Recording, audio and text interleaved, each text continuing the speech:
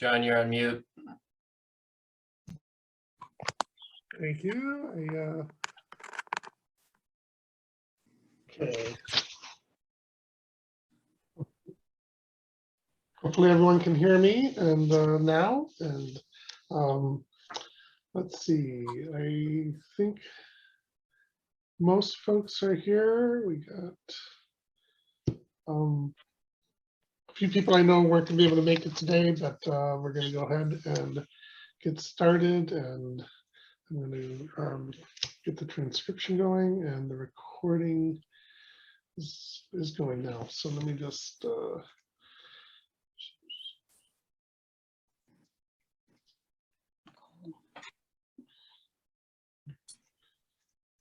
share my screen here.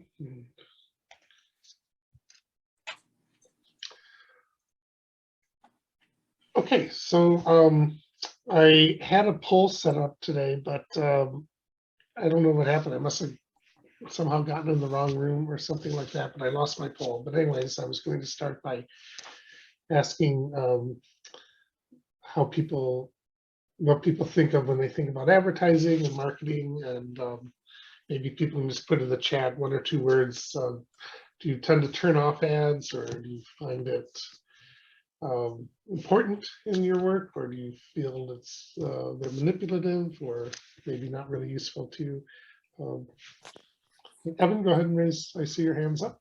Yeah, I want to let everybody know Courtney Taylor from Blue Heron is here, and she does a lot of our media kind of stuff and computer Hi stuff. there.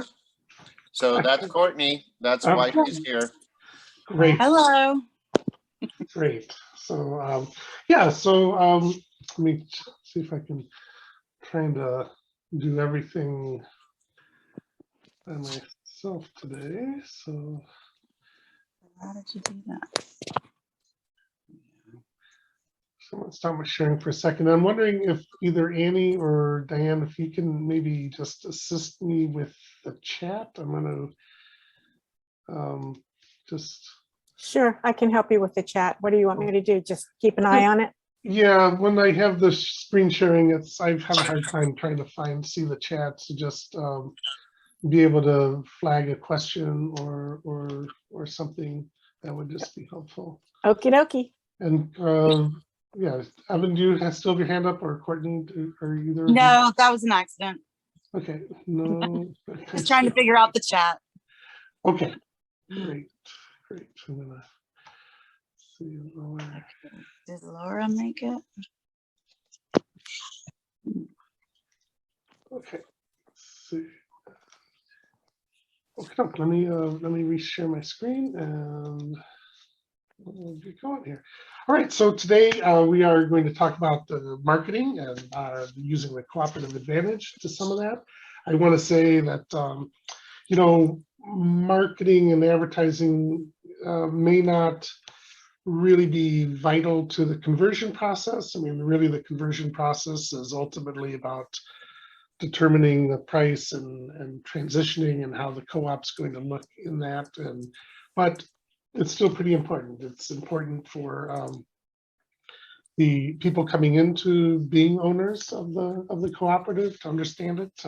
It's going to be important, definitely, for the business plan to convince, you know, for those of you that are going to be looking for consumer members, that this is a serious effort. Also for lenders, it helps build the, you know, it helps them understand your capacity, but also builds the credibility, right, for lenders that are looking at potentially helping with the transition. So it is important, and in some ways, you know, I also think of, you know, sometimes we talk about governance and operation, or governance and management, and that's the big focus. But in some ways, I kind of think of a different focus is about marketing and accountability. And so, in fact, next week we'll start talking about accountability as well. And so whether you're talking to your external or internal consumers, if you will,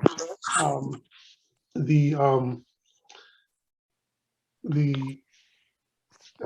marketing is how you're expressing your values as an organization, and then the accountability is how you live up to it. So, so that's, I think, one of the ways to think about this as we go through the work today is how do you take the value proposition statement that we were talking about last week and translate it into sharing that with your consumers, but also living up to it. So just okay, so today's agenda, we're going to first talk about marketing, the cooperative advantage, talk about bond versus branding, transactional versus relational.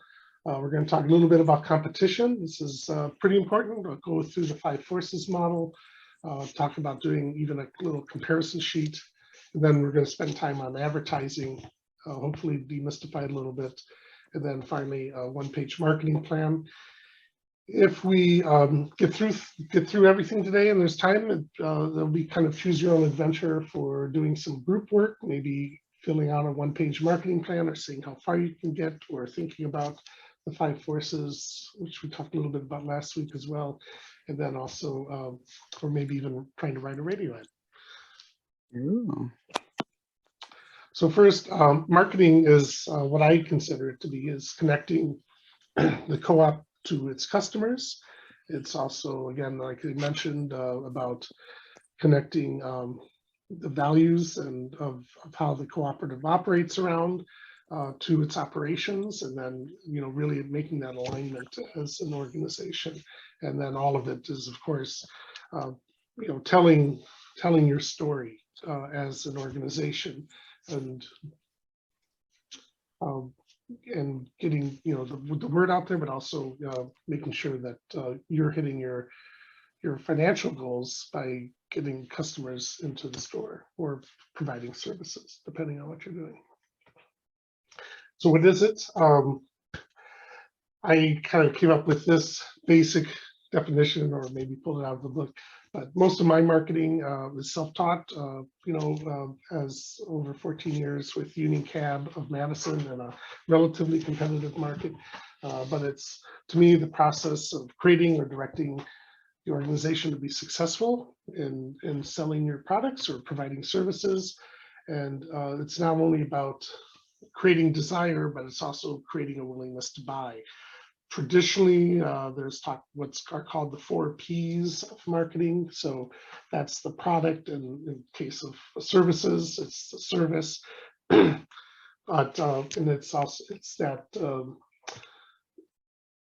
the value added part of that product or service. So what is it that you're actually selling? You know, Rolex sells watches, but they're also selling prestige. So think of it that way. The price, of course, is the price you're putting on the product, and then also your justification for it. The place is pretty expansive. It's the people, the economy, quality of life, also similar products, services and products. It's the people that are, you know, who's your demographic that you're looking to sell to, but it's also the people in your organization who are delivering that service or product. And then finally, promotion. And today there are a lot of options for promotion, much more than I think when I started doing advertising for cab companies, the biggest expense in our advertising budget was a Yellow Page ad. And today, Yellow Pages don't even exist, but there are they've been replaced by just so many different options out there that it can be a little mind-boggling. So the first thing I think is always to define who your customers are. We did a little bit of that last week in talking about the value proposition, but it's also kind of getting into the sort of granular data. The first is thinking about the demographics, right? So what is our MSA, which is a metropolitan statistical area. So I think we've probably, I forget exactly where we fall into, but I think we kind of get lumped into sort of the Tacoma MSA, and it's a large area, but maybe we're starting to differentiate into our own. This, you can go on the census U.S. Census site, and if you quickly type in Thurston County Census, it'll pull you a link that'll give you quick facts. It'll let you know the percentage of people in different age groups, average income, the number of people that are living below the poverty threshold, etc. And you can really start to see, get some basic data on who's working. So, for instance, in the home care community in Thurston County, one of the things we noticed is that a huge part of the increase of population in Thurston County were actually seniors coming here that had, moving from other places and chose to retire in Thurston County, and so they were leading sort of a population surge that's been happening in the area. So that's a really important, data point for home care, because that's their market. So their market is not only growing by existing people aging, but also that new people coming in tend to be in their market demographic. You can also do quick surveys. Surveys can be really valuable if you frame them right to get a sense of what your customers are thinking. And then you might even do, for consumer co-ops, you might do a member profile, but you can also kind of think about what are sort of the profiles of the types of customers coming in. And then, of course, like I said, the business model canvas, which we worked on last week, really think about what are those needs and wishes that you provide, what are the, the pains and gains, I think is the language of the business canvas. So where are you relieving the pains, where are you providing gains? And then a big part of it, I think, and we'll get in more into this, but what aspect of being a co-op separates you from your competitors? So, and this can, I think, have a lot to do with price. And, what is it that you're doing that is different, and how do people see that co-op aspect in their work with you? And this kind of gets into what is called the cooperative advantage. It's based on the cooperative difference. So part of this comes down to that co-ops tend to get higher trust numbers when there are surveys done. The National Co-op Business Association tends to, is able every now and again, usually like every 4 or 5 years, they're able to get a survey out and asking consumers if, if they know what a co-op is, if they do know what a co-op is, if, their level of trust. And generally speaking, cooperatives tend to have more consumer trust than non-cooperatives. Also, cooperatives tend to be very effective in responding to market crisis because they're not focused on having to hit that return on investment for shareholders. They're able to maybe have slower price increases, or or keep staffing at certain levels where other businesses might either cut back or raise prices as a first resort. Co-ops also tend to be really engaged with their communities, so there's a lot of social benefits, there's a lot of relational capital going on, and then there's, just again, that because they're beyond going something other than just simply financial self-interest, that cooperatives just simply have the space in our communities where they can operate off of that. It doesn't mean that small businesses can't do this, but it's going to be really based on the owner of that small business as opposed to sort of the nature of being a cooperative. So for consumers also, we talked about demographics, but I also think it's really important, and I guess I should say a lot of my thinking around marketing comes from following the work of Roy Williams, and I'll be referring a lot to Roy Williams today. And he is kind of an advertising guru. He started an advertising academy called the Wizard Academy, based in Austin, Texas. And he also wrote a series of books called The Wizard of Ads, which I really recommend. There's like 3 or 4 books, and writes a Monday a memo, what he calls the Monday morning memo, which he puts out every Monday on his thinking, either random thoughts or things about marketing. And I included a few of them in the readings this week to give you a sense of it. But one of the things he talks a lot about is that customers fall into these sort of two paradigms, that people are transactional based or relational based, and that they're fundamentally different ways of approaching the marketplace. So transactional people tend to be, really short term. They're really price sensitive. They tend to be out shopping for what they want, and they're done. They're not going to be buying a lot of extra things, or you're not going to attract them. You might attract them with low prices, but you're not going to attract them with loss leaders, right? Where you're putting like, luring people into the store with a sale on a certain item and then hoping they buy a lot of other things. Their big issue is not wanting to be suckered. They don't want to feel like they're overpaying for something. And usually it's based around their knowledge of the product. So auto mechanics are going to be really transactional when they're buying tools because they know what they're looking for, or cars for that matter. On the other side of it, you have relational people. These tend to be more long-term customers that really respond well to customer loyalty. They want to feel they have a relationship with the business. So they are repeat customers. They're going to be coming back and coming back. They generally are folks that don't really enjoy the process of shopping. Their bigger fear isn't so much price. It's about making a bad choice. About, for them, getting suckered is that they pay for something and then it doesn't do what they thought it was going to do, or it's just not really the quality they thought it was. What they're looking for is an expert. So they want the people they're talking to in the store to really understand not just the products, but also the needs of the customers and being able to put them together. So they're willing to spend the time shopping as part of the price. Consumer co-op members probably really fall into the relational category quite a bit. In fact, co-ops, I think, are really well suited to be relational.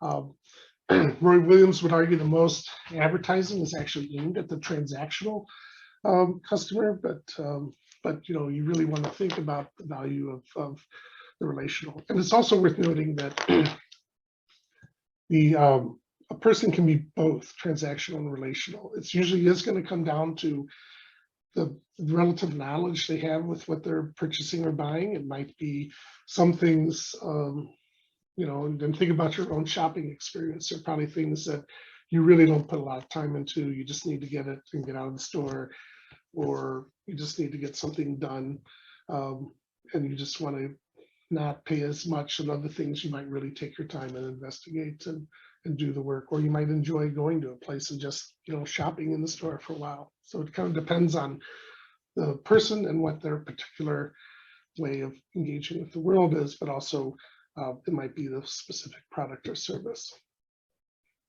And so this is where, again, Roy Williams, he kind of talks about bonding versus branding. We often hear people talking about branding and maintaining the brand, and it can seem really this archaic, mysterious concept, but really it's branding is simply a way of shorthanding your marketing in a way that the customer will quickly identify you with the product. Think of top of mind awareness. So again, Roy Williams often talks about the first documented branding expert was Pavlov with this dog in the dinner bell. It's basically, he defines it as the sum of all the mental associations, good and bad, that are triggered by a name. So what does your name stand for in the mind of the public? What are the associations, triggered by your name? And not just, what you want them to be triggered by, but, what actually they are triggered by. So thinking about, thinking about your store and what is that brand. Bonding, on the other hand, is let's see if I can move my slide here. Is a little bit different. It's it's about really building the organization and building that relationship with the customer. So there are some overlaps. but consistency is really a big part of it. And you're going to see where a lot of the marketing also really lies into how the organization operates. So as, Roy Williams again says, Pavlov never rang the bell without offering meat and never offered meat without ringing the bell. That was the whole point of that branding experiment, right? Is the consistency. Otherwise, it wouldn't have worked. That's true with all of us. I mean, whether fast food's probably a great example, right? I mean, McDonald's and Burger King, they really following McDonald's lead, right? They made this consistent concept, right? Where no matter what city you're in, pretty much it's going to be the same experience, regardless when you walk into a McDonald's, whether you're in Olympia or New York City or, even in Paris. There might be some subtle differences, but for the most part, it's going to be that consistent message. And so when you see the logo, you know what you're going to get. Likewise, frequency is another part of creating that bond. It needs to be consistent. So we'll talk a little bit more about advertising. This is going to be kind of a recurring thing. You need to constantly be getting the message out. He talks about reach and frequency as a hammer and a nail. So the length of the nail is the reach of the message. The number of times that the nail gets hit by the hammer is the frequency. So the larger your reach, the greater the frequency. If you're just trying to reach a really small group of people, it's a real niche market. You probably don't necessarily need the same amount of frequency because that's you already have their attention. But if you're trying to reach out to say maybe the entire county of Thurston County, or maybe the state of Washington, then you're going to have to definitely have more of a structured and consistent or frequent message. And then finally, anchoring. So, and this is where it gets into that emotional anchor of the consumer. What is it that you're providing that the customer wants that's going to be connected with all of this? And it, like the argument there, right? The Pavlov's experiment worked because the dog wanted to eat the meat. He wanted to, and there was that emotional connection. The dog was, likewise, whether it's, whether again a Rolex watch where people want that prestige or whatever, it's thinking about what, again, that value proposition, that it goes beyond the simple transactional part of it, but also the emotional and the social part of the product. And so these three things together kind of create that bond with the consumer. And again, keep in mind that this is also true internally too. This is also with the members and the worker members of the cooperative. So it's not just an external concept. You also, as a co-op, are creating a bond with your membership.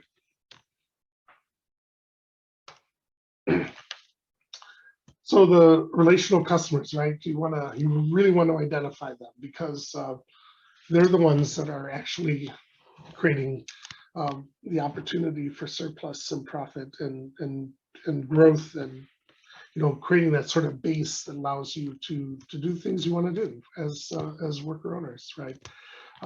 So who are they? Again, what do they need? Getting back to the value canvas. More importantly, though, why do they want your product or service? What is it about you? What are their passions, right, that are connected in with your product or service?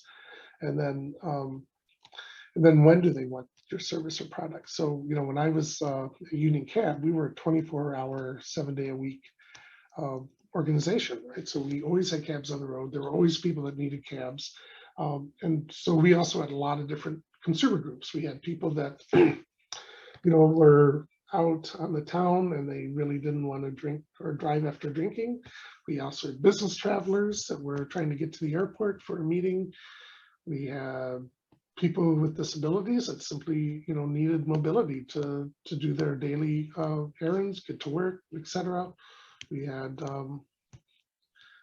parents who couldn't have time, didn't have the time or ability to pick up their kids after events, so they would use us to show them around. So thinking about this and breaking down again, what are the different jobs that are being done, and then thinking about how they interact with you. And so really taking the time to I think part of marketing mostly is taking the time to really get into your customers' headspace and really trying to build an empathetic rapport with them.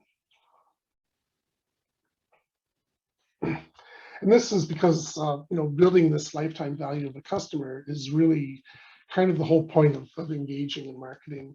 Again, transactional customers are going to come and go. It's important that they're there. They definitely are a big part of any business. But what you really want is that repeat customer, someone who's going to be a frequent, going to be faithful, and ultimately will even be an advocate for you. So it's cheaper to keep, because most advertising is about getting customers in for the first time, or transactional folks. But existing customers, you hopefully don't really have to focus your advertising on them. They're not the ones you're trying to, you've already got them as customers. And also, they can bring in other customers. They can provide the word of mouth advertising that is really important, even though it's not always easy to control for the organization. So they'll help you bring in new customers, and then they can also even be an advocate for you. So even if on, say, Yelp or some of the other social media versions of word of mouth, people criticize you, you'll see, and if you ever look through Yelp, you'll see this, where people will step up and defend the business and say, well, that's, and help you also in your marketing. And this is, again, I think where co-ops have a huge advantage, because consumer co-ops absolutely do, because their consumers are the members, and so you expect them to have that relationship and that advocacy role. But even I think worker co-ops have this, because people have that connection. If consumers are really connecting to you as a co-op, they are feeling a relationship to you, that it's more than just some faceless corporation that maybe the staff don't really care at all about the business. They expect that the staff of a worker co-op care a lot, because they're the owners, and that also gives them a voice into the organization that they might not have at other businesses. So I'm going to turn a little bit to also talking about, sometimes in the in marketing, you'll see people talk about the different generations. And so this all got started by the baby boom, which was actually a real thing, right? There was a statistical anomaly that happened between 1946 and 1964, right after World War II, where the birth rate of the country actually increased beyond the normal deviation from the mean. And you see there's a similar sort of deviation during the Depression, which would be expected. But this is a real thing. So it lasted about 18 years, and then sometime in the 70s or so, I guess marketers decided that we needed to have generational cohorts to organize marketing, and Generation X was the first one, which was actually the title of a satirical book about growing up after the baby boom. And it was just meant about what it meant to be young in the late 70s in the new neoliberal era, rather than being born at a time of huge economic growth. But unfortunately, I guess the joke got taken seriously. And so when you go to a lot of marketing things, you hear about how do you talk to millennials or Generation Z or whatever. And so I'll do that, but it's not the way I think. So generations are these birth cohorts, and this is pretty much how they're broken down now. So the baby boom generation, of course, where it's all, they attribute these aspects to these groups of people based on when they were born. So like often baby boomers are talked about, the first TV generation, the end of military draft, that there's they are about saving the world, whereas the millennials were, and Gen Y, they had helicopter parents, and for them it was, the era of constant war. Um, it's just some different things that are happening through each of these times. The GI generation, right, is what they now call folks that were born like in my mom's era, or then I think the greatest generation is that time between 27 and 46 who went through the Depression and World War II. So it is what it is. I mean, they're definitely common things that we've all experienced at different times in our life as people, and that some of those experiences obviously can move things around, but it also ignores a lot of things. So, and it tends to be really focused, I think, also on white culture, as opposed to really looking at, because most advertising, I would say, is pretty aimed at white consumers, and for the most part, there's some exceptions, but and so this is really more about how to create demographic groups that maybe aren't really there, or make people sound smart. That's kind of my attitude. I kind of like this one though. This is kind of a new one. So instead of being a millennial, if you were born between 1978 and 2001, you're the Hobbit generation. So, promised wealth and adventure, but finding war and ruin. So, I think that's the problem, I think, with birth cohorts, is that you could just as easily be talking about the Chinese zodiac, or how to market to Capricorns versus Sagittarius consumers. I think what's more important is finding that bond, thinking about relational customers versus transactional customers. When you talk about demographics, maybe it's worth thinking, what do people in their 20s want versus people in their 30s? And regardless of when they were born, people in their 20s are enjoying life, having new independence from turning to full adulthood. People in their 30s are working hard, maybe starting families. Those are going to happen regardless of when people are born.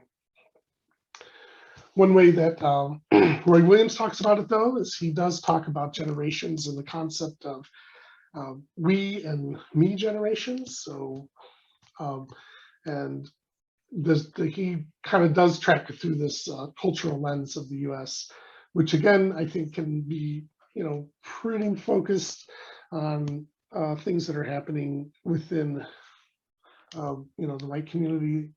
But what he sees is this 40-year, 80-year cycle that starts with like a pendulum. So where the pendulum moves up 20 years to its, I forget what the term is for pendulums, I forget my physics, but it moves up 20 years and then comes back 20 years and goes the other way, the same way.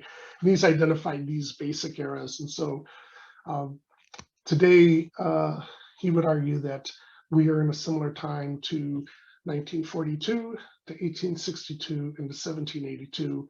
What's unique about those years is we're talking about the height of World War II, the height of the U.S. Civil War, and the height of the U.S. Revolution, the peak of the U.S. Revolution.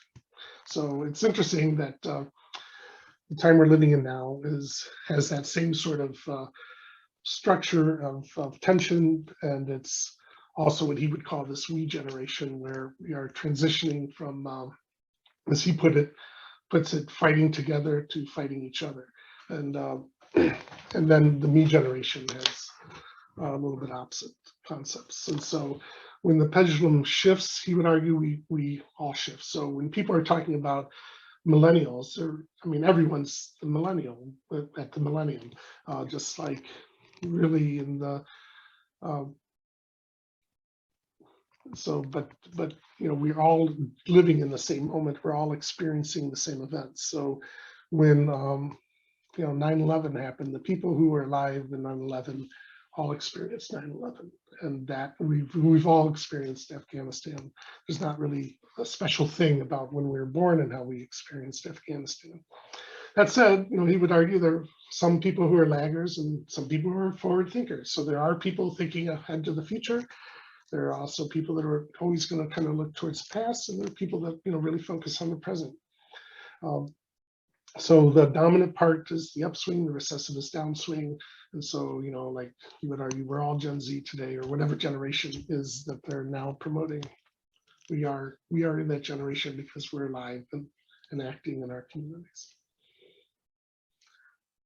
So what does that mean? So for we generations, which we're in now, that there tends to be conformity for the common good, personal responsibility, working together, cooperation, working for a better world, productive teams, collaborative solving problems. When we get in the me generation, see more freedom of expression, more effect on personal liberty, big dreamers, individuality and leadership.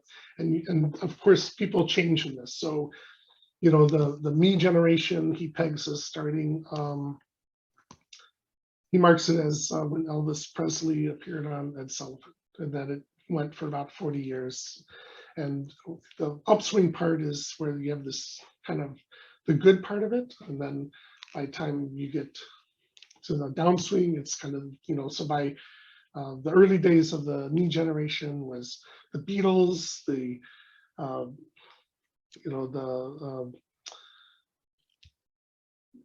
young people protesting, but also engaging in new forms of living that were challenging to their parents, etc.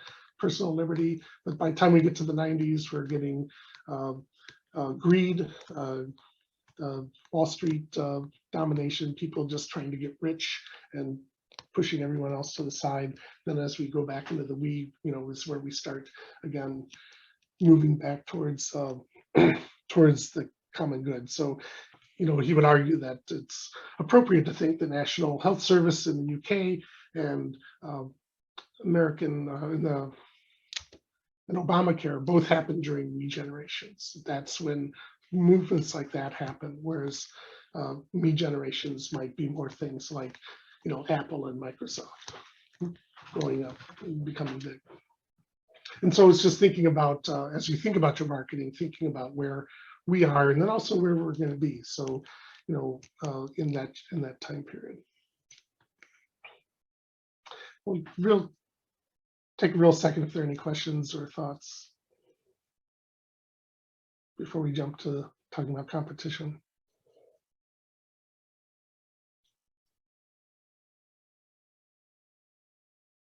Okay, I will move on. So for competition,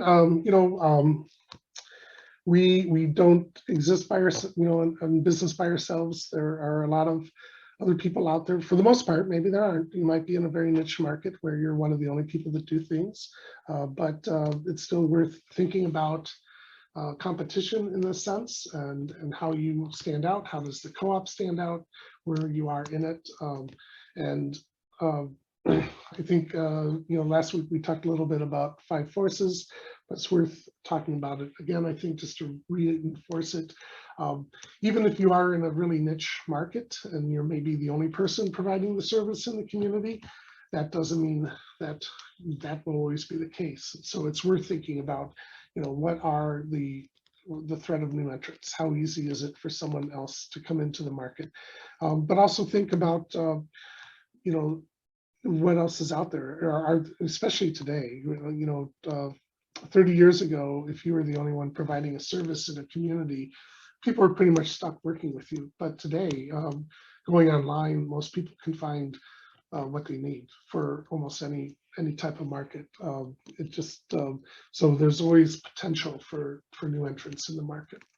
And of course, this is where a lot of disruption comes in, right? The cab business was pretty much a local business back in the early 2000s, right? And but today, of course, they've been really disrupted by internet companies and new technologies. So there's always a changing aspect. So it's always worth kind of going through this. The bargaining power of buyers, again, how part of the thinking about the demographics of your customers is what percentage of your business comes from them. Is there a particular buyer that has an outsized share of your consumer market?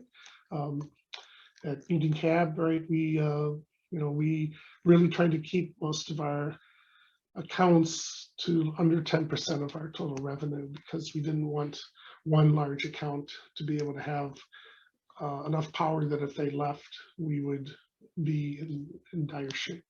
Likewise, same thing with the suppliers. Is there only one person, one company that you can get your supplies from? And what do you do about that if that's the case? If there is, in the 1990s, there was only one insurance company in Wisconsin that provided insurance, liability insurance for cab companies, and so they charged what they wanted to charge, and which was a lot. It was our second highest expense, so it was even higher than fuel. It was after labor, it was liability insurance.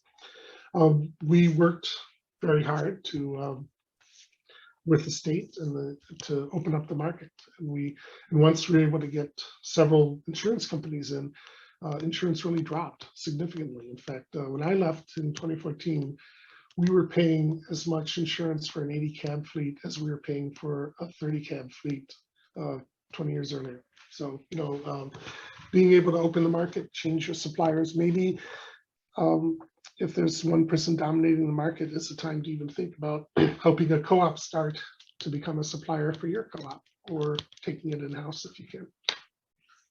And then finally, the threat of substitutes or products. What is it that you're offering that can, it gets back to that customer need, right? What are the things that your customers are trying to solve using your products or service? So the classic one I get for the cab company is that especially for passengers who are going out at night, their big need is not driving intoxicated. And so there were times when, based on the price of the cab or relative pricing of hotels, a hotel room was actually a cheaper option to not drive drunk. So people from the outer edge of town, in the suburbs, where it might be a $40 cab ride to come in or to go home and then come back the next day to get their car, that's an $80 ticket plus tip. And they could easily get a hotel room for about the same price. They would have their car in the morning, and they wouldn't have to spend a lot of time going back chasing down their car. So thinking about that, what is it that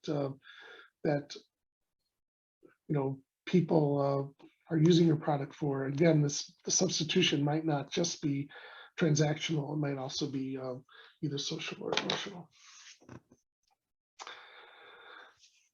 So, oh yeah, I guess I forgot all these slides, but here are some of the more details. So also in terms of the bargaining power, what are the switching costs? Like, how easy is it for customers to switch to another provider? How many are in the market?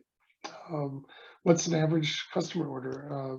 I think that's really important to know. Like, every time a customer comes into your shop, or every time the phone rings, right, and an order gets placed, what is that value? That's, I think, a crucial number to know, and we're gonna, especially when we talk about advertising. Also, how sensitive are your customers to price? And that's pretty important. Consumer co-op members tend to be price insensitive. And that's a key part of how the co-op model works, because they're not shopping there to get the best price. They're shopping there to get specific foods. And likewise, it might be, with your business too. For suppliers, kind of the same thing. How easy is it for the co-op to switch to another supplier? As I mentioned, if there's only one supplier in the market, that might not be so good. How can the co-op substitute, right? So substitution isn't just for consumers, it's also going to be for the co-op itself. Then one of the things I think to think about is price versus quality and service. Mondragon Cooperative in Spain, they have their basic mantra is service, quality, price. So that's the order that they do their purchasing. They expect a high level of service from their providers. They expect a high level of quality, and then price is sort of third on their list. This again is, how unique the buyers, the folks are in the business too. And then, of course, threat of entry. So it could be that your suppliers decide to enter your market. So you can enter their market as a consumer and maybe become a competitor by creating, a supply chain for that, but they can also do the same thing. So in Madison Union Cab, the tow truck company that decided they had a 24-hour dispatch service, so why not start a cab company too? And that's what they did. They went and became a fourth cab company and started competing directly with us. And I mentioned the threat of entry. So, again, this could be a lot of barriers like legal capital requirements, brand loyalty. This is where that branding, but bonding, I think, is more important. How easy is it for someone else to come into your business? And then finally, the threat of substitution. I mentioned, definitely a lot of different things tie into this. So what it's worth doing is actually, getting out a sheet of paper and putting that map out of the different forces and just really kind of answering these questions and going through them one by one and getting a sense of what is the overall competitive marketplace looking like. And then finally, of course, and not unimportant, is actually looking at the competitors that are in your market. So this can be direct competitors, people who are doing the exact same thing as you, but also might be how they differentiate. So, again, using the cab model, we had 3 and then 4 cab companies. One of them, 2 of us, Union Cab and our main competitor, both used meters, so taxi cab meters, right? They charged by the mile. We had another company that charged by the zone, so they were what was called a shared ride, and so you would just pay the zone from the zone you were picked up into the zone that you were dropped off in, and then they would pick other people and drop people off on the way. So understanding how that differentiation works and what the different areas of competition for each are happening is really important. Again, looking at the census numbers and getting a sense of how is the industry growing, being able to track that. This can be difficult, especially since there isn't a sort of central reporting of data for this. We were lucky in the taxi cab industry that because it was a city regulated business, all the companies had to report their ridership and revenue and expense numbers to the city every year. So we were actually able to track the growth, and we could see how much in fact, we were able to create a ratio of how taxi cab service grew in comparison to population growth. So we, at so many percentage points, population growth equaled a certain percentage of taxi cab growth too. Also thinking about barriers to exit. This is actually where, of course, conversion comes into. Sometimes your competitors might be in business because they don't have a viable way to leave. There's no one to sell the business to. They can't really afford to just close up shop. So they're kind of stuck working in their business, and that means they're kind of stuck being your competitor. Getting a sense of that is really important because that is, of course, an opportunity to either buy a competitor or to maybe, again, converting another co-op. And then finally, I mentioned earlier, disruption. What can come in and disrupt that competitive rivalry? What's out there that is happening? We're seeing, technology has really changed the game in a lot of ways. And so thinking about how that's going to affect the rivalry that's in place. If it's a really tight, close rivalry of a few products in a certain area, then what's out there that might be able to disrupt it.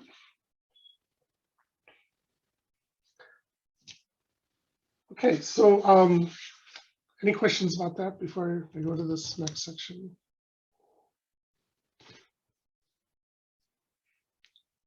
Or thoughts?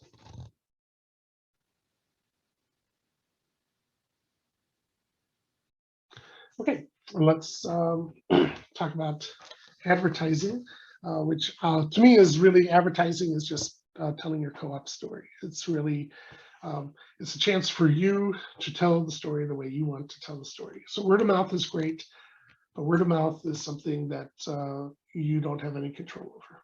you have to hope that your loyal customers are out there spreading the word, but it might also be a one-time customer who had a bad experience spreading the word too.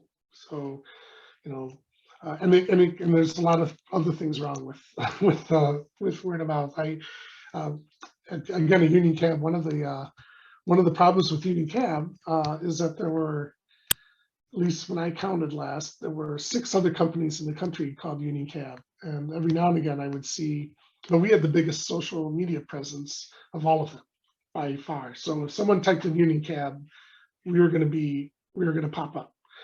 So there were occasional times where people put these outrageous complaints of something that happened in a cab. And I would pretty quickly realize, because of the streets they mentioned or the business they mentioned they were at, or the bar or something, that it wasn't in Madison, Wisconsin. In fact, it wasn't in Wisconsin. And, you know, I would get on there and say, well, you know, sorry this happened to you, but we're not the Union Cab in Arizona. We're the Union Cab in Madison, Wisconsin. We don't have anything to do with them. So, you know, so that's something to think about. If you have a very common name, it might be worth making sure that the word of mouth isn't unfairly targeting you. But here's some basic concepts. I wish I'd gotten a poll out because I think this kind of addresses some of them. But you know, at its heart, you know, there's really no way to. There's some ways, but there, as a rule,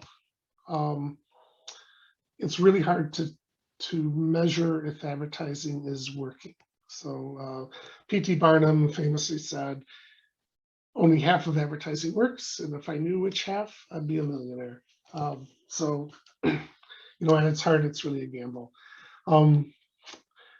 Where you advertise isn't as important as making sure your ad works for that media and works and is aligned with what you want. The key aspect of putting your story out there and what you're doing is you're not trying to trick people, right? You're not trying to manipulate people.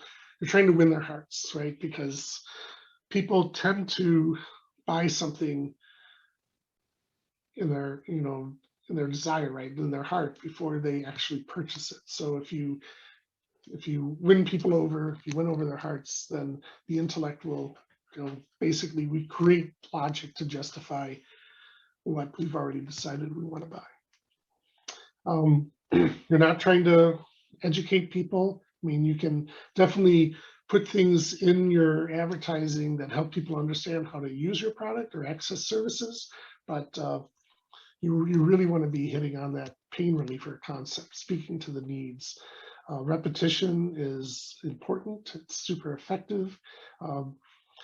There's all sorts of ratios about how many times people have to see your ad or read your ad or before it sinks in. It's going to be different for everybody, of course, but the key is that there's a lot of other messaging out there, and if you're only putting out an ad once, chances are it's not, you know, it's even in the days of when people read the newspaper every day, there's a chance that a huge percentage of people just aren't going to see your ad that day because they didn't look at the paper.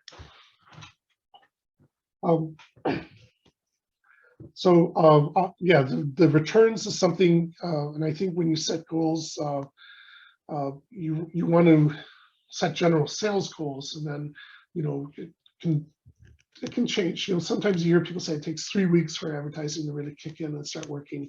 Some people say 6 weeks. Usually you'll hear a number from an advertiser that will always be longer than and then when you're complaining about not seeing returns, it'll be, well, it just hasn't kicked in yet. You know, it kind of depends on what you're doing. You know, if you know, at Union Cab, we usually started advertising when students returned to town because that was a big thing. And the idea was that by the time the cold weather hit, we wanted people to be pretty aware of our business. So we weren't really demanding to see returns in a week or two, but we were just, our overall plan was to just raise awareness. And I think that's part of it. And I think this one's important. This one isn't from the Wizard of Ads. This is from me, is that not everyone's going to care that your business is a co-op, but they will care about how you help them. They will care about the needs they have met, and they will care about when you surprise them. So that's really what you need to focus on. It's great to have the co-op word out there because there are people who will choose you just because it's a co-op, and that's great. But ultimately, you also have to back up that concept. So the big thing is to focus on those needs and relieve the pains that people have. So there are basically 4 types of advertising, and what you're doing is going to be based on what you need. So sales, again, is really aimed at that transactional buyer. You know, it's designed to really have a quick return, just, you know, get people in the door, maybe hope they buy other things than what they're coming in to buy. And but it's also about really churning and moving inventory. The branding, again, it's not as relevant for local business. I think it's going to be more important if you're expanding out, or if you're have products that are maybe, you know, maybe if you are having products that are out in other communities, it might be valuable, you know, thinking like, you know, breweries, maybe bakeries, right? Where branding might be valuable. It does require a lot more investment, significant time, significant money, making sure that people understand what that brand is. Top of mind awareness is just what it sounds like. It's that when people think of whatever need they have, you're the first group that comes to mind. So at Union Cab, we, you know, we had a jingle, and the jingle was basically had a pretty nice beat to it, and it simply kept saying, when you need a Union Cab, call 242-2000, and pretty repetitive, so that when people would think, I need a cab, the jingle would just hit them with our phone number in it, would just hit in their mind, and they would call us. And I love the jingle. A lot of our drivers hated it because they were often subjected to drunken renditions in their cabs. But I always pointed out, if they're singing the jingle to you in their cab, it shows it's working, right? So top of mind awareness can be really valuable for if you're a service, or if you're something that people don't always need all the time, because that's when you want it to pop in. We talked about bonding, and so this really gets at the relational customer. And this can be really where you really focus on the ad writing about thinking who your customer is, and really speaking to them like you would if they were in your store, and getting them to really become that sort of relational and long-term customer. And I forgot to mention earlier, I was going to, the lifetime value of a customer can be a really interesting number to figure out. Like we worked with a dealership, and they told us they figured out that the lifetime value of a customer for their dealership, including new cars, used cars, and service, was approximately, you know, $350,000. And this is like in the 1990s.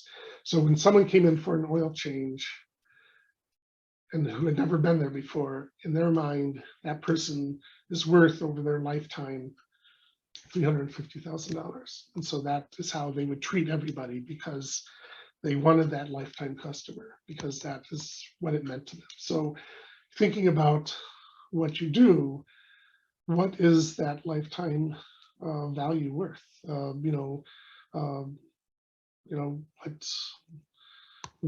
How much bread is, or pastries is someone going to buy over the course of their lifetime?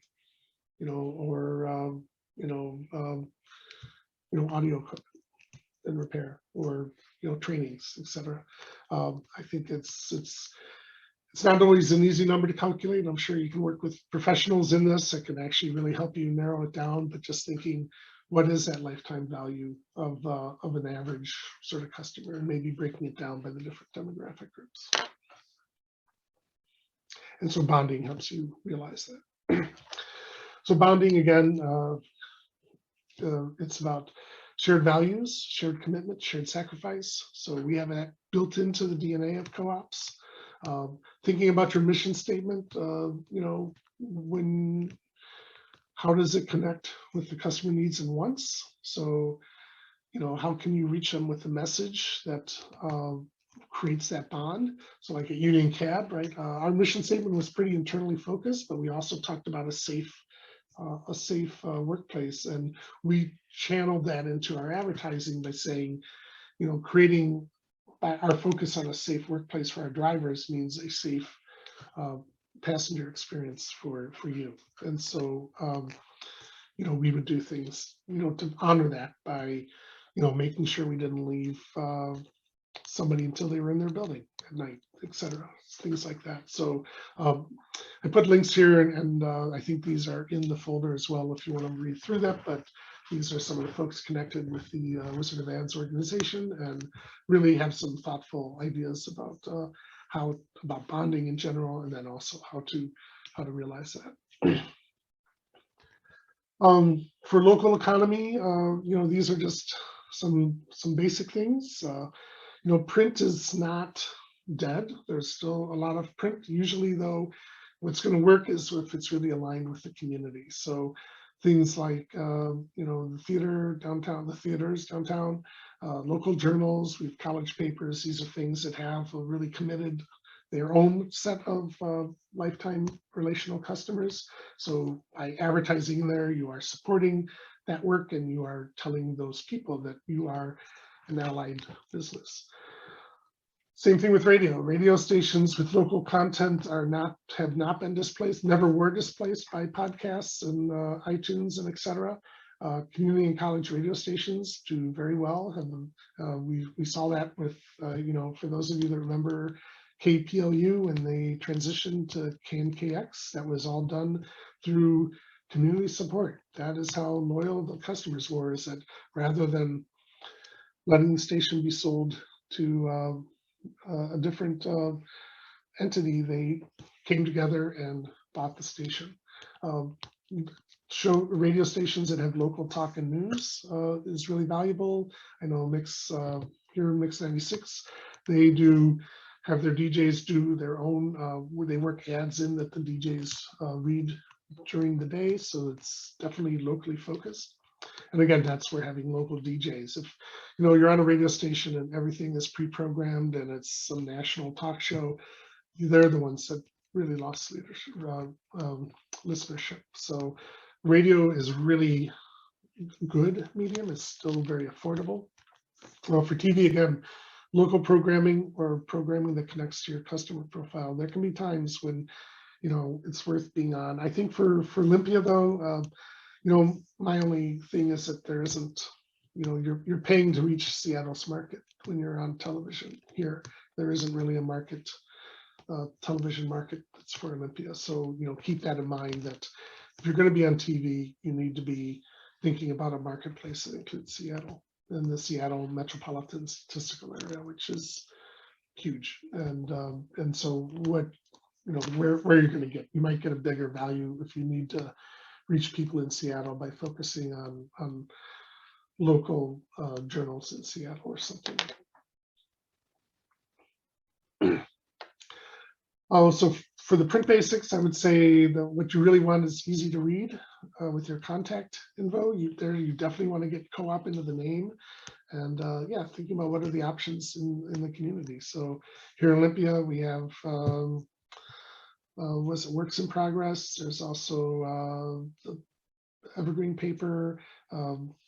There's, I think, a few other things, the Olympian, of course, but there are a couple different options around. There's I forget the name of the, is it, I don't know, Tasia, the little pamphlet that is put out at the California tacos stand and elsewhere, that if you want to reach the Hispanic community, that's a great place to be. For radio, you want to know who listens to the station. So not every station does this, but a lot of stations will support or do have ratings, and they'll know. It's worth if they can give you, it's called a CUME. It lets you know the percentage of people in a certain demographic group that listen to that station, as opposed to the general audience. So for instance, at Union Cab, we advertised on a news radio station because they had the highest percentage of people who traveled more than 6 times a year for business listen to that station. So we wanted business travelers going to the airport. So that's why we were on that station. The most popular station at any given time isn't always the most expensive. So another one of our ads we did on WRT FM, which is kind of like Chaos here. It's a community-owned station. And they have this hip hop show on Saturday night. It's $5 to sponsor that show, and it was the top-rated show for its time slot, and because they were the only ones in the community playing hip hop, which is kind of amazing for a city the size of Madison. But nevertheless, we were on that show. If you can't afford the most expensive or the slot you want, own the slot you have. So again, there are thousands of people who listen to radio between the hours of midnight and 6 a.m. And people who can't sleep, people are just working, people are doing things. Those are usually the cheapest times. That's for us, it was great because that's also when business travelers went to the airport. So, those were really cheap ads, but we were able to basically be on at that time of night, and where it was, we owned it, right? We were the main advertiser that wasn't a public service announcement. And so that really allowed us to stand out. You can make your ad memorable. It doesn't necessarily have to be funny. Entertainment is always valuable. If people, you can see the ads like Progressive, right? And whether it's or Geico and television, definitely they use a lot of humor. You have to be careful, I think. And sometimes I think what people do is they're trying to be funny or entertaining, and what they really are doing is undermining their identity and their value statement. So I sometimes look at ads, and I look at them mainly because I think about them and how they can work better. And I see ads where I think, so they're telling me that people who are complete jerks are the ones who buy their product. That's interesting to know. I don't think that's what they meant to get out, but that's how I take away from it. So think about. Again, it's about reaching to people's heart and, making their needs. And if you can do it in a way that's going to be surprising them and entertaining them, then that's going to be helpful. And then, of course, repeating key information. So people tell you should say phone number so many times or name so many times, etc. But you do need to say it a couple times. You need to have people be able to remember your phone number to call or address so they know where to find you, and or your name so that they can at least look you up on the internet if they can't remember the other. So it can't just be about being entertainment. You also have to make sure that the themes get out there. Again, frequency and reach. Just to repeat it, it's worth repeating. The reach is the number of people who listen at one time or more in a given schedule. Frequency is the number of times that average listener is exposed to a given radio schedule. This number together is usually put as some sort of index where you want it to be around 3 is the index number, but you really generally, people tell you is about 6 times. So during a 7-day cycle, the average person should hear your ad 3 times. So that's what you're looking for. The frequency and reach, right, is about relevance. So you definitely need to make sure that whatever you're saying out there is relevant. Again, surprising it. So Roy Williams has this great discussion about how the Broca region of the brain is part of the area. It sits on the part of our brain that controls action and verbs and engagement, and it's seen as being part of our defense mechanism. So when we get surprised, we're prepared to act. And so that's why advertising works when it's entertaining or people aren't expecting something, because it causes you to pay attention more. And then it's worth keeping this in mind that sleep erases memory. So when we sleep at night, your brain basically starts compartmentalizing all the things that you went through that day and tucks them away. And when you wake up in the morning, you're ready for new experiences. The memory's there, it's always can be,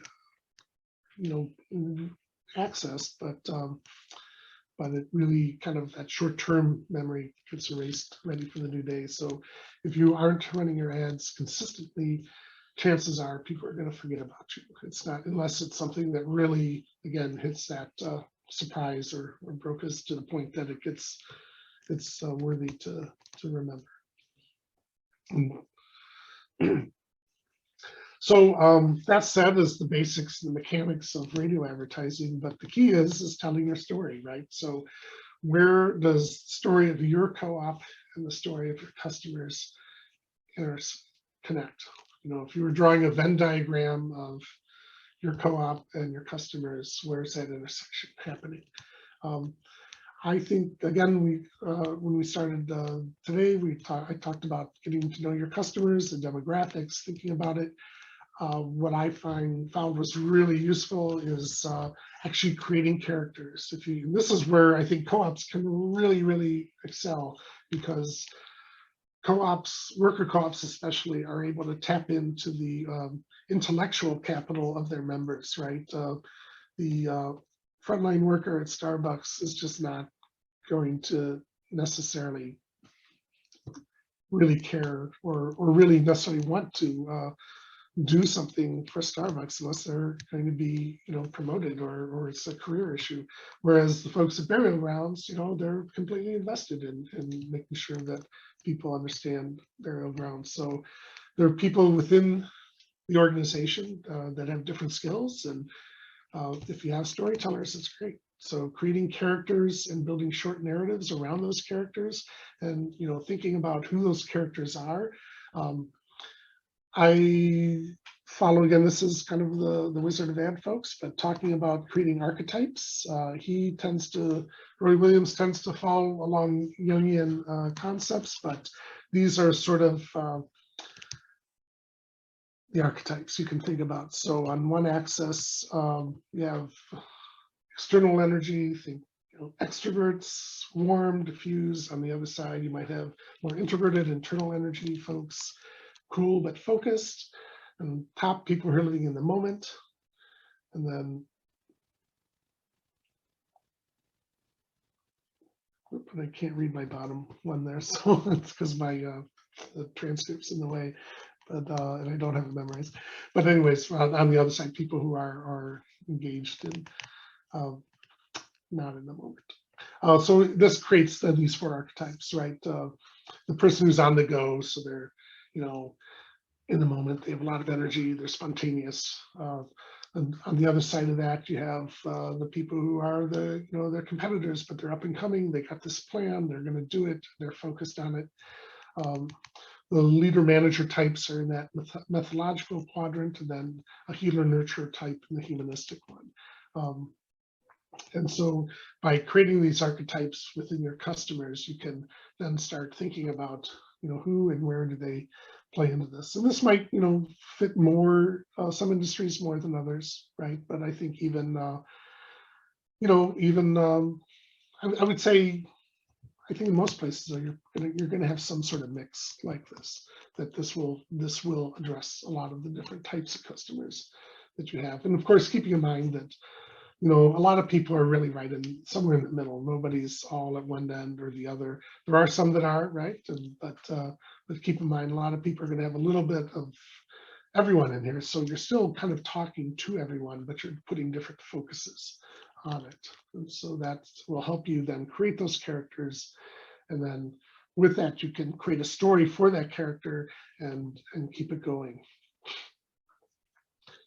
So when you're creating the persona, then, you get that base, the archetypes. Think about, who are they? What is their motivation for shopping at your store or doing your services? What do they want? What questions are they going to ask? Where you really see these personas the most, I think today, if you watch commercial television at all, is in advertisements for prescriptions. That they tend to do a really good job of this, of creating sort of a a character who's moving through their day and their life, and part of what allows them to do the things they want to do is whatever drug they're selling.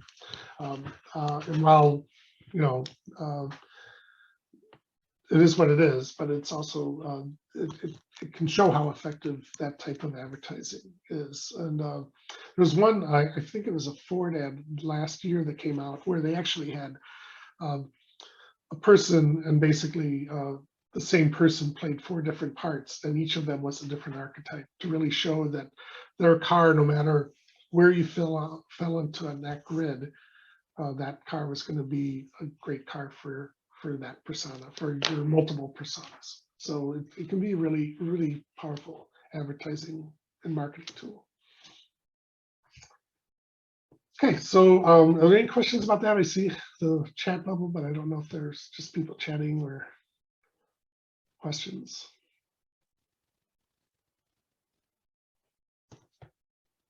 Okay, so some simple templates. This is really a very simple template. This is a one-page marketing plan. You know, marketing plans don't have to be, you know, like your business plan. It doesn't have to be a dissertation.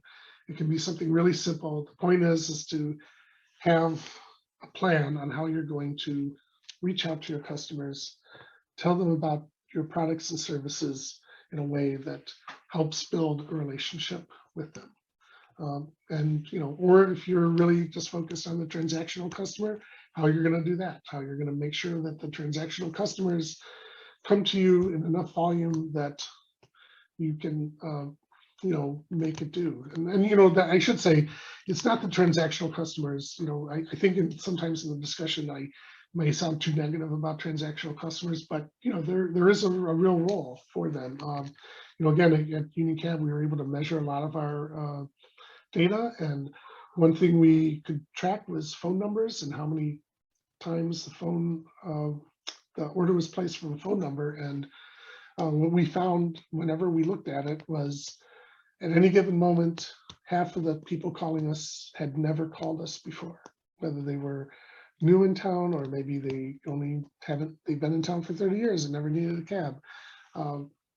We would always have about half of our rides with no history on the phone number except for that one call. So it can be valuable, right? 50% of your business is still 50% of your business. So you don't necessarily want to just ignore that. So for this template,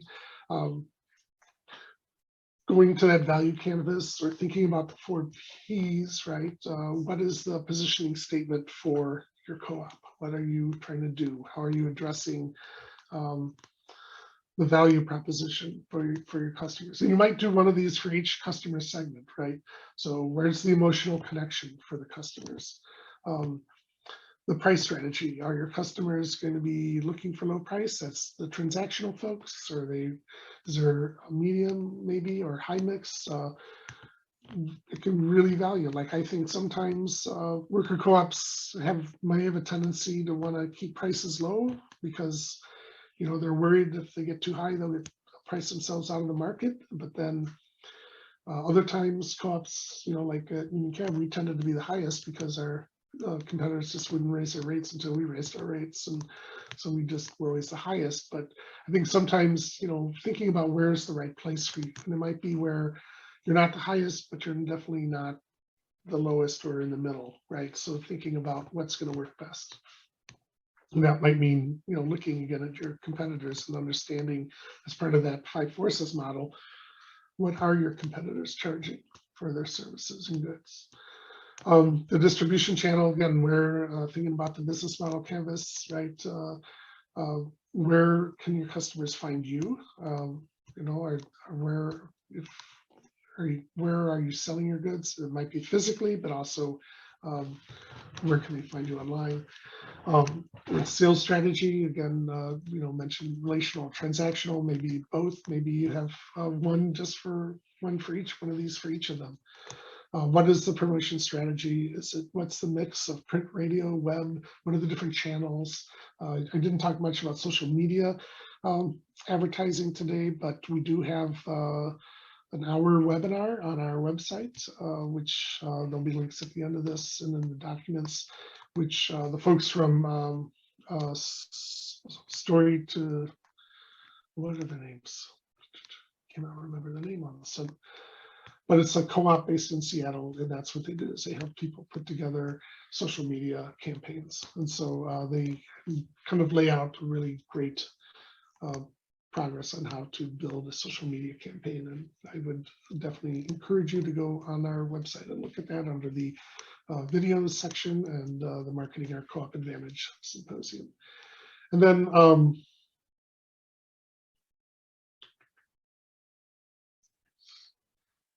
and then thinking about what are other components, what's the market research that you've done for this. This might be where that either 5 forces model, or you might even want to make a competitors grid where you I guess I took that out of today's session. I should have left it in, where you make a grid basically listing all your competitors across the top, and then putting the different aspects of the key things that your product or service delivers to customers. So it's where you take that value proposition canvas, and that creates the rows of the sheet, and then the columns are yourself and your competitors, and you just simply say, who's doing what and how well, and it gives you a sense of where you fit within your competitive marketplace, and that can be really, really valuable. Oh yeah, here it is now. I guess I thought I had that. I must have moved it. So this is what the competition grid looks like. I did this one for an online tool that I've been trying to work with for years. But so this competing with similar things that help measure the workplace, right? So the Co-op Index is our tool that measures co-op values. And so, free and low cost options, yes, but none of the others are. All the others have a cost to them. Does it measure co-op values and principles? Well, the impact assessment might, the SA8000, which measures the social benefits of organizations, doesn't. Is it connected to the co-op community, right? These are things, the ways of thinking about how to differentiate yourself from competitors. And like again, so measuring social goals, right? All of these are measuring social goals. Does it have a focus on democratic workplace? Some do, some don't, maybe, who knows? And then the last one. So it's a way of, thinking what are the different things that the product or service is doing, and then who are the competitors in your market? And I would say focus primarily on in this, not worry about substitution so much, but really focusing on people who are specifically in this doing the same thing that you're doing, even if it's, and then building that out and having it as a way of understanding where you sit in the rivalry. And then this can give you a sense of where you need to really get your messaging out. Like in this example, right, measuring social goals, well, and supporting with trained professionals. It's important to have that in there somewhere, but that's not the big selling point for this Co-op Index tool compared to the other ones, because they all do that. So why spend money advertising that? Whereas these other ones, where the Co-op Index does have this real advantage, is where you would want to really promote it then, and so it can help you, fine tune your messaging. So here's some resources. Some of these are in the folder. Some aren't. If you are interested in radio advertising by Pete and Bob Schulberg is kind of the Bible. They even take you through and really show you how to figure out an ad, radio ad, like a 30-second to a 60-second radio ad, how much space that looks on paper, and how to do that. Our Marketing Our Cooperative Advantage Symposiums on our website. Nick Kalenda is really interesting to read. Definitely gets into the psychology of marketing in general. So he'll talk about why odd numbers and even numbers have different ways of getting customers to do things. He'll talk about colors and fonts and all these things that work in both online and print and in-store advertising. Really fascinating work. The Monday Morning Memo is really a good read. It's really fascinating.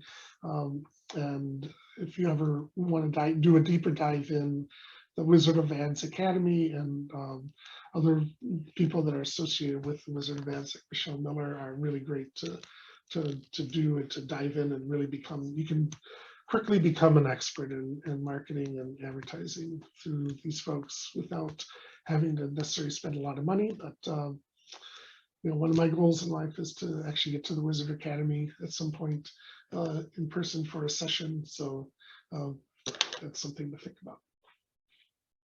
Okay, are there any questions or?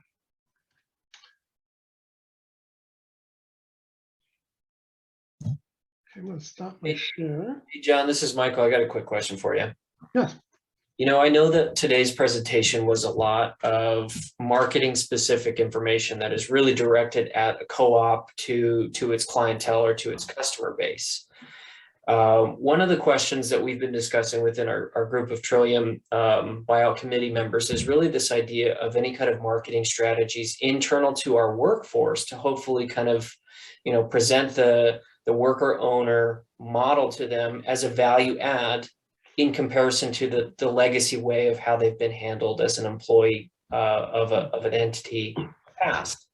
Can you speak to that a little bit? And if you got any kind of suggestions or tips or tools, that'd be super helpful. Yeah, that is a great question. One thing I will say is that a lot of the discussion is still going to come down to really telling a story and meeting the need of the workers have and helping to explore where you're going to connect them, to them. And I get that. I think converting to a worker co-op is they're right. There has to be a reason for people to want to do that, because if they're actually really happy with their work right now, why do they want to necessarily take that extra step? So I think part of it might be demystifying what it means to be an owner in a worker co-op. I think a lot of times people might see the current owners as working really hard and working a lot of hours and being really tied to the business and thinking, why would I want that? I don't want to be tied to this business for the rest of my life. I want, to be able to have options. And so I don't want to become an owner. So I think maybe thinking about what would the barriers be? So in that sense, using some of the same things here, but thinking what would be a barrier for someone to becoming a member? Do they feel like they're going to be locked into a long-term obligation to the business? That's not really true in co-ops, right? That's one of the things I think we often have to talk about, is that part of being in a worker co-op actually means that you have a lot of flexibility, that you can leave the business. You can go on a sabbatical and sail around the world if you want, because it all doesn't sit on one person, right? Whereas Right. a principal owner can't do that. They have to shut down the business or pay someone to run the business for them. So I think that's one thing. I think thinking about what are some other barriers for people doesn't mean, they're going to be stuck in meetings all the time and just meeting after meeting after meeting. I know that is definitely something I've heard and people worry about. That I think is, thinking about explaining what does management look like. On Reddit, there's a subreddit for cooperatives, and I put up this snarky post the other day because I just got tired of seeing the same post all the time. And I posted the headline simply says, "How does a co-op do something every other business does?" And then I answered it and said, the same way any way the membership wants to do, right? So there's Right. not really a strict way. I mean, that's part of it, is that as a member, they will have a lot of say in how things get done. Right.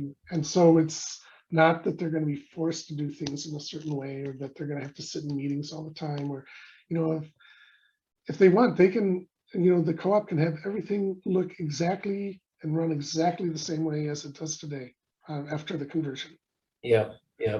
It just means though that, you'll still have to do succession planning. It's just you'll be succeeding to replace maybe a manager instead of having to find someone to buy the business, which is a lot easier, right, than in the long run. So those are just some thoughts, I guess, just thinking about what are the fears, and that's kind of a way of thinking, what are those pains, right? And then how can you help relieve those pains?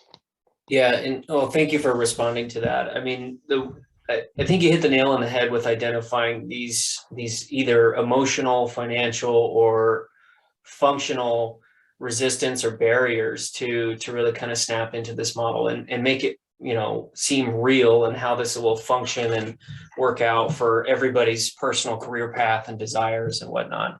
Recognizing that it's down to the personal and individual decision. Do you have any other prime examples of what I would consider like misconceptions about the co-op model versus a traditional, corporation?